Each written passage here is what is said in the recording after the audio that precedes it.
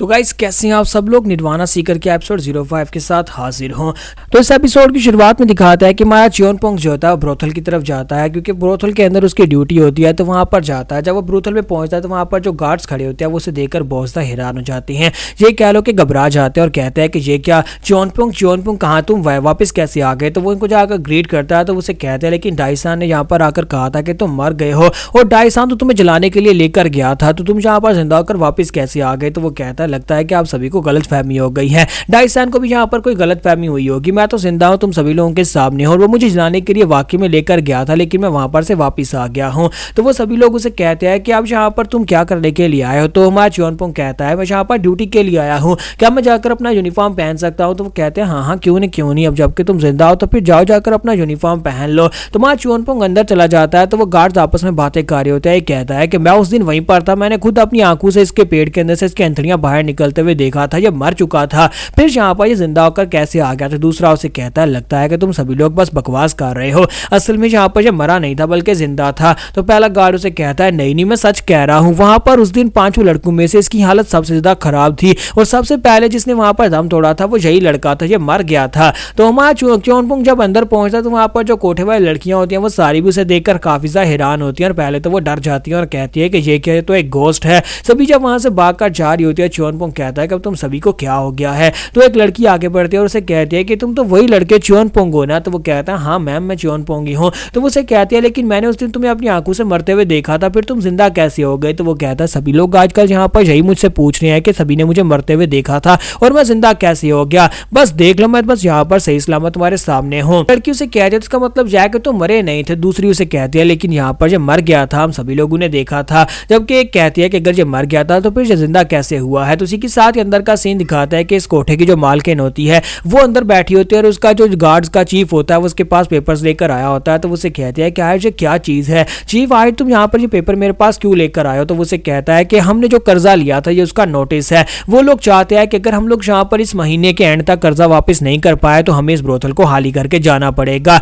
ये बिल्डिंग खाली करनी होगी। तो मैडम उसे कहते हैं लेकिन हम लोग हर महीने तो यहाँ पर उनको लोन चुका रहे हैं, यानी कि हर महीने हम लोग यहाँ पर ब्याज की रकम भी दे रहे हैं। तो चीफ उसे कहता है कि मैडम आपको पता है कि यहाँ पर ब्याज की रकम वापस करने का जो पूरा एग्रीमेंट था वो 5 साल का था और 5 साल पूरे हो चुके हैं, तो इसी वजह से वो कमीने लोग इस कॉन्ट्रैक्ट को खत्म करना चाहते हैं। हालांकि पहली यहाँ पर लिमिट पूरी हो चुकी है, हम लोग उनको पैसे तो दे रहे हैं लेकिन उन्हें एक साथ सारे पैसे चाहिए। तो मैडम उसे कहते हैं कि यार अचानक से यहाँ पर क्या होगा, पिछले 5 साल से तो हम लोग यहाँ पर उनको पैसे दे रहे हैं ना, फिर अचानक से यहाँ पर वो बिल्डिंग क्यों खाली करवाना चाहते हैं। तो हमारा चीफ उसे कहता है कि मुझे लगता है कि ये सब कुछ उन कमीने ब्लैक गैंग के लोगों की वजह से हो रहा है। आपको पता है ना कुछ दिन पहले यहाँ पर क्या हुआ था, हमारे 5 रिक्रूटेड गार्ड्स मारे गए थे। ब्लैक गैंग के लोग शायद यहाँ पर इस बिल्डिंग को खरीदना चाहते हैं। तो मैडम उसे कहते हैं कि कमीने कहीं के वो लोग यहाँ पर ये चाहते हैं, इसका मतलब यह है कि वो लोग इस बिल्डिंग में किसी और को बिजनेस सेटअप करके देना चाहते हैं। मैडम उसे कहते हैं कि हम पिछले 5 साल से यहाँ पर बिजनेस कर रहे हैं, जब हमारा बिजनेस यहाँ पर अब काफी अच्छा चल रहा है और मेरी लड़कियां भी यहाँ पर काफी ज्यादा फेमस हैं,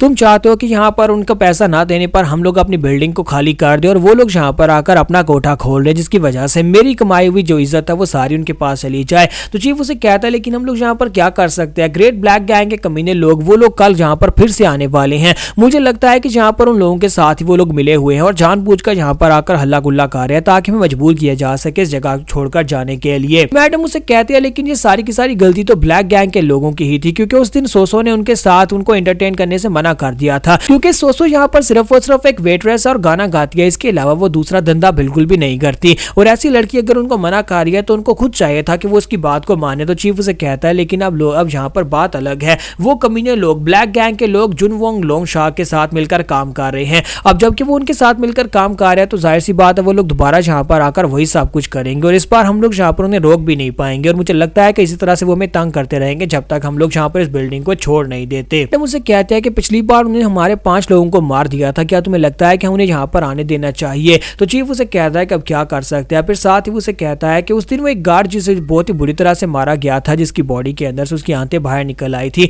मैंने सुना है कि वो बच गया है, वो जिंदा है। तो चीफ कहता है कि हाँ मैंने भी उसके बारे में अफवाहें सुनी है, मैंने सुना है कि वो लड़का वाकई में बच गया है, उसका नाम च्योनपोंग था और वो एक गार्ड रिक्रूट था। तो मैडम उससे कहते हैं क्या गार्ड रिक्रूट, क्या हम लोग गार्ड रिक्रूट्स भी रख रहे हैं। तो वो कहता है हाँ हम लोग यहाँ पर गार्ड रिक्रूट्स भी सिलेक्ट कर रहे हैं, क्योंकि वो सोसो का ब्रदर था, इसी वजह से हमने उसके कहने पर उसे यहाँ पर गार्ड रिक्रूट रख लिया था और बहुत ही जल्दी उसे यहाँ पर ऑफिशियल पोस्ट दे दी जाती है, उसे गार्ड बना लिया जाता। मैडम उससे कहते हैं लेकिन वो लड़का बचा कैसे, मैंने तो सुना था कि बहुत ही बुरी तरह से मरा था। तो चीफ उसे कहता है कि हाँ मैडम मुझे भी इस बारे में नहीं पता, मैंने खुद यहाँ पर उसके वुंड्स देखे थे, वो बहुत ही बुरी तरह से मर गया था और उसके बाद वो जिंदा कैसे हो गया मुझे नहीं पता। और इसी के साथ ही नीचे एक रूम के अंदर से आवाज आती है, कोई मास्टर चलाकर कह रहा होता है कि वाइन लाओ, जल्दी से मेरे लिए वाइन लेकर आओ। तो चीफ कहता है कि कमीना पुंग फिर से यहाँ पर वही सब कुछ कर रहा है। अभी यहाँ पर सुबह की शुरुआत हुई और अभी अभी से यहाँ पर फिर से वाइन चाहिए, पता नहीं सुबह सुबह यहाँ पर पीने के लिए क्यों चला आता है, सारा दिन यहीं पर पड़ा रहता है। तो मैडम उसे कहते हैं कि अच्छा ठीक है जाओ किसी को वहां पर उसके पास भेजो उसे वाइन देने के लिए और साथ उसकी मेडिसिन क्या तुमने तैयार करवाई हैं। तो चीफ कहता है जी मैडम मैंने उसकी मेडिसिन तैयार करवा दी है। तो यहीं पर से नीचे वाले रूम का सीन दिखाता है जहां पर एक बुढ़ा मास्टर वाइन पी रहा होता है, चला चला कर कह रहा होता है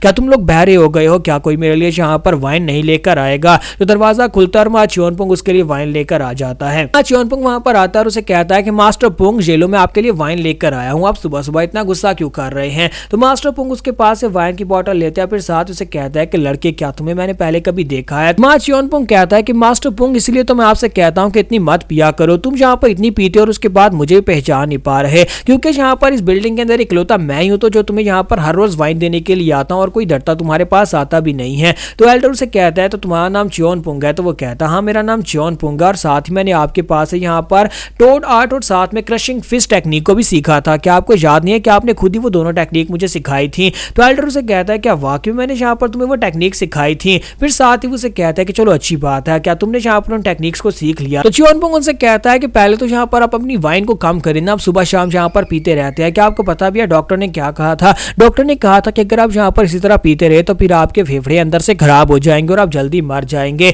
तो इसी के साथ ही मास्टर पुंग से कहता है कि तुम यहाँ पर उस डॉक्टर की बात कर रहे हो जो कि नकली डॉक्टर है, मैं तो उसे डॉक्टर मानता भी नहीं हूँ। फिर साथ ही उसे कहता है कि लड़कियां वाइन का घूंट पीने के बाद मुझे याद आ गया है कि तुम कौन हो, अब तुम वही लड़की हो ना जो रोजाना मुझे वाइन देते हो और आकर मेरे ऊपर चिल्लाते हो, मुझे डांटते हो कि वाइन ना पिया करो। तो हमारा च्योनपुंग उसे कहता है कि हाँ मैं यहाँ पर इसलिए तुम्हें कहता हूँ क्योंकि मेरा फादर भी तुम्हारी तरह एक ड्रंकर था, इसी तरह वो भी वाइन पिया करता था और एक दिन वो मर गया। मास्टर पुंग उसे कहता है कि तुम्हारा बाप मर गया इसका मतलब ये नहीं है कि मैं भी यहाँ पर पी पी कर मर जाऊंगा, मैं यहाँ पर नहीं मरने वाला और वो तुम्हारी फैमिली की प्रॉब्लम थी, अपनी फैमिली के बारे में और बताओ। तो च्योनपुंग कहता है कि उसके बाद मेरे फादर के मरने के बाद कुछ ही सालों के बाद मेरी मॉम भी मर गई और अब मैं यहाँ पर अपनी बड़ी बहन सोसो के साथ रहता हूँ जो कि इसी ब्रोटल में आकर गाना गाती है। तो मास्टर पुंग उसे कहते हैं तो फिर अपने बारे में बताओ कि तुम यहाँ पर क्या काम करते हो। तो हमारा च्योनपुंग कहता है कि यही तो मैं काम करता हूँ, मैं यहाँ पर एक रिक्रूटेड गार्ड हूँ, बहुत ही जल्दी मैं यहाँ पर ऑफिशियल पोस्ट के ऊपर गार्ड बन जाऊंगा और उसके बाद मुझे यहाँ पर सैलरी मिला करेगी, इसीलिए तो मैंने आपके पास यहाँ पर वो स्पेशल टेक्निक सीखी थी क्योंकि यहाँ पर काफी सारे गुंडे मवाली लोग आते रहते हैं जिन्हें उठाकर बाहर फेंकना पड़ता है।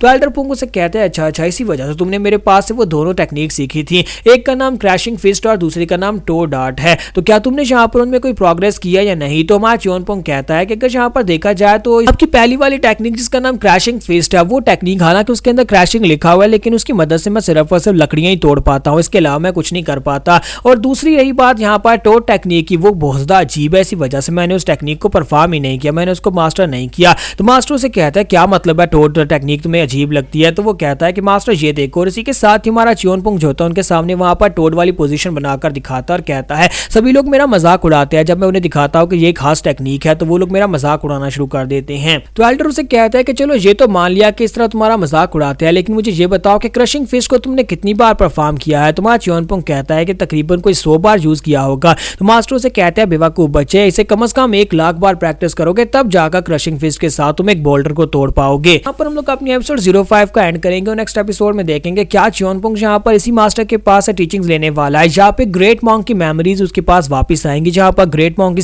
सारी टेक्निक्स से वापस मिल जाएंगी।